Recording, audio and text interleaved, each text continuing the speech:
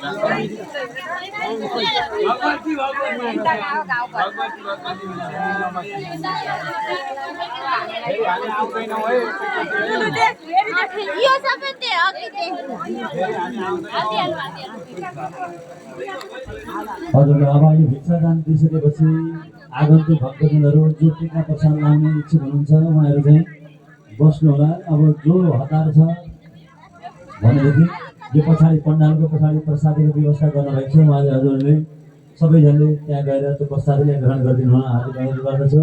र त्यसैले हाम्रो यज्ञाचार्य गुरुहरू यज्ञमा पूर्ण पात्रसम्म उत्तराङ्ग हवन लैजाँदै गर्नुहुनेछ।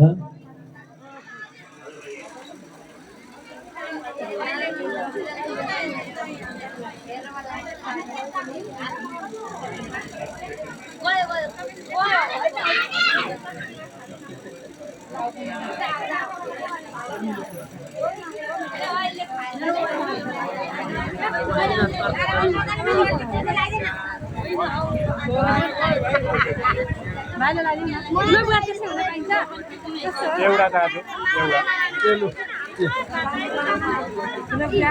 टिको लाउने खै त बोरा तालि टिको लाउने ठाउँ यहाँ बनाउनु कि उता खै टिको लाउने ठाउँ त यिनी बनाउनु पर्छ यहाँ सुन्नु न टिको लाउने ठाउँ नि त्यो कुर्सी ल्याएर यहाँ यहाँनेरि राख्यो सजिलो